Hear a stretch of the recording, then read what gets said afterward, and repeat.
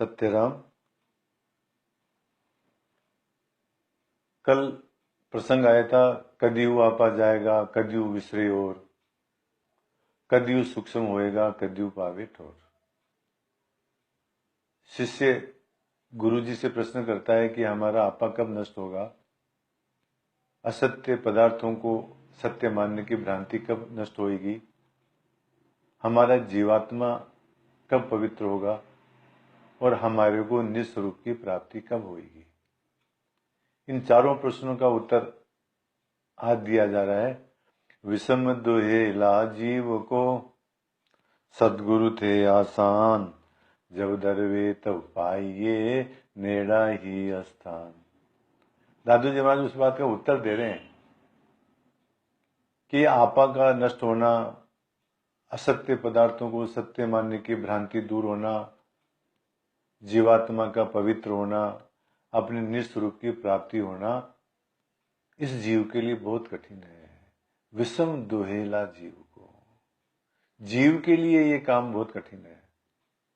और सदगुरु थे आसान, और सदगुरु के लिए तो बहुत सरल काम है ये, जीव के लिए कठिन है।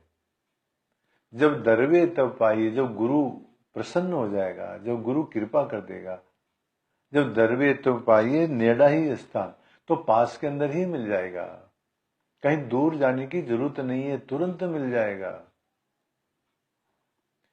इसको इस प्रकार से समझो, एक बार कोई एक सेठ जी थे, मरते समय उन्होंने एक वसीयत लिखी है अपने खातों के अंदर अपने बेटों के लिए, और ये कहा कि जब भी तुम्हारे को धन की आवश्यकता पड़े तो खाटू और मकराने के बीच में खोद लेना, तुम्हारे को खूब धन मिल जाएगा। सेठ जी की मृत्यु हो गई। कुछ समय पश्चात उनके लड़के अभावग्रस्त हो गए, व्यापार मंदा पड़ गया, पैसों की जरूरत पड़ी। उन्होंने बही खाते देखे तो उन्होंने देखा कि मतलब खाटू मकराना बीच खोदवा दायो। खाटू राजस्थान के अंदर और मकराना दो गांव हैं, उनके बीच के अंदर कोई खोदो तो धन मिलेगा। अब खाटू और मकराने के बीच में बहुत दूरी है, कहां खोदे महाराज, परेशान हो गए। एक बार एक संत आए ग्राम में, भोजन करवाया, पूछा संत ने कि और भाई क्या हालचाल है। कहा कि महाराज मंदी चल रही है, अभावग्रस्त हो रहे हैं। पिताजी ने जाते समय खाटू और मकराने के बीच में खोदने के लिए लिखा। अब खाटू और मकराना तो बहुत दूरी है महाराज, कहां खोदे हम। संत ने कहा कि तुम्हारा घर बताओ हमारे को, घर में घुमाओ जरा। सेठ के लड़कों ने घर के अंदर संत को घुमाया। एक जगह एक खाटू का पत्थर लगा हुआ था और एक जगह मकराने का पत्थर लगा हुआ था। संत ने कहा कि यहां खोदो। वहां खोदा तो वहां धन मिल गया महाराज। देखो महाराज, खाटू मकराने बीच लोग खोदवा दायो, खाटू और मकराने के बीच के अंदर खूब कोशिश की पर नहीं मिला। बखना रे गुरु ज्ञान सु, धन घर ही में पायो। पर गुरु ज्ञान से वो धन तो घर के अंदर ही मिल गया महाराज, बाहर जाने की आवश्यकता नहीं पड़ी। जिस प्रकार से धन तो अंदर ही था, परंतु उनके लड़के बाहर खोज रहे थे। इसी प्रकार से महाराज, जब गुरु हमारे ऊपर कृपा करेगा तो हमारे को आत्मज्ञान रूपी धन हमारे अंदर ही मिल जाएगा, कहीं बाहर जाने की जरूरत नहीं है।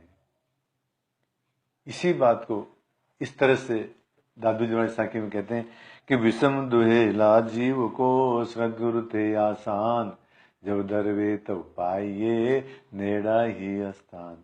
और कहते हैं देखो, नैनन देखे नैन को, अंतर भी कछु नाय, सदगुरु दर्पण कर दिया, अरस परस मिली माय। नैनन देखे नैन को, देखो ये एक नेत्र है, ये दूसरे नेत्र को नहीं देख पाता है। और अंतर भी का सुना है। इन दोनों के अंदर दूरी भी नहीं महाराज, केवल एक ही उंगली की दूरी है, पर फिर भी जो है एक नेत्र दूसरे नेत्र को नहीं देख पा रहा है। नैन न देखे नैन को अंतर भी कछु नाय, सदगुरु दर्पण कर दिया। सदगुरु ने क्या कर दिया, दर्पण दे दिया हमारे हाथ में, तो हमारे को अरस परस मिली माए। तो हमने आज सामने सामने जो हमने दोनों नेत्रों देखने लगे। इसका तात्पर्य क्या है, सतगुरु दर्पण कर दिया मतलब आत्मज्ञान रूपी दर्पण दे दिया उन्होंने हमारे हाथ के अंदर, तो हमारे को आत्मज्ञान हो गया महाराज हमारे अंदर ही, अरस परस मिलवाए, और हम जो है स्वरूप में स्थित हो गए। तो इस तरह से जब गुरु की कृपा हो जाएगी तो हम जीवात्मा अपने स्वरूप में स्थिर हो जाएगा। ये सदगुरु के लिए तो आसान है और शिष्य के लिए बहुत मुश्किल है। यही बात दादू जी महाराज ने इन दो साखियों में बताई। सत्य राम।